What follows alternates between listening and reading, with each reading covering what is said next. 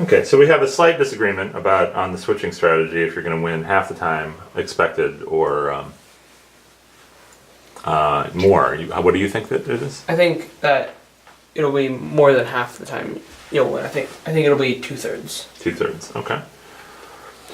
So let's see what happens. So we can just walk through the cases, right? All right. So how often are you going to randomly pick door number 1?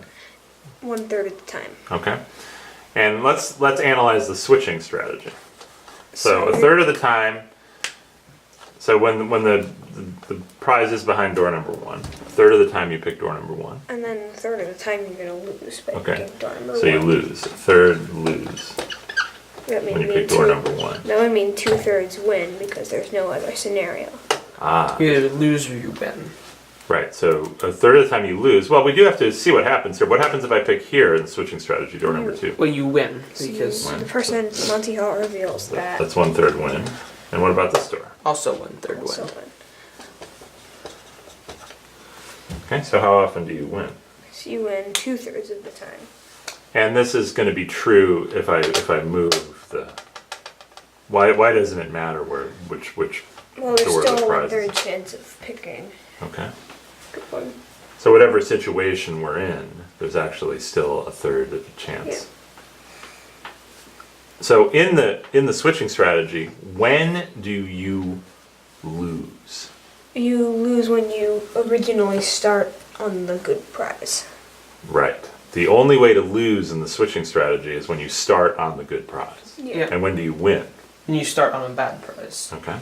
And in the non-switching strategy, when do you You win? win when you pick the good prize to begin with. You win when you pick the good prize to begin with. And how often does that happen? Only a third of the time. Okay. So, when Monty Hall reveals a goat to you and you decide to switch, does it change your odds? No. Well, yes. Switching you're more likely to win than not switching. Okay. So, yeah. So it does change your odds. Yeah. By a little or a lot? Well, it's a fair amount. I mean, from a third to 2/3. Okay. So So a it third. basically doubles your odds. It doubles your odds of winning. But at the beginning it seemed like it was 50-50. Right? You both thought it was 50-50. Yeah. It's tricky. So what do you think's happening here?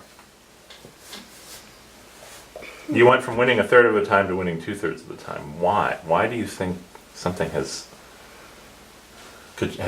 altered the odds that much, but yet it didn't seem like it was going to in the beginning? What happened? Well, the revealing the goat, because if he doesn't reveal the goat and just gives you the opportunity to switch, Then that's you have a you have, well, a third of the time you would switch to a bad one, or switch or stay on a bad one. Uh-huh. A third of the time you would switch or stay on the other bad one.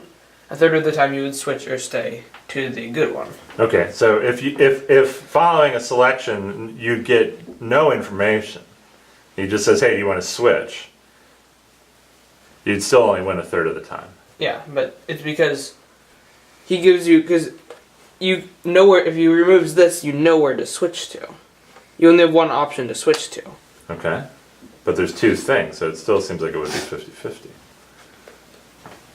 Well, but you can switch to the good thing from two bad things. Ah, okay. What do you think? What do you think it is? well. I think it's a third. I think it's a 2/3 switching, because it's 2/3 of the time you'll land on a bad one, and then he'll show you a bad one. It's not yours, and then you'll only have one option to switch to. Yeah. So you're not going to switch to a bad one unless you want to go. Yeah, so this problem shows a couple of things. I mean, one, it shows the probability can be very tricky. Yeah. And number two, it shows that when you learn information after something has happened, it can really change the odds, even though it doesn't seem like it's going to. So when you learn more information about something after you've made a selection, Can change the odds. it really alters the odds, and that's one thing that makes probability very difficult. This sort of what this is called contingent probability. So, Anyway, this is a very interesting problem. It has a fascinating history too. All right, good job, guys.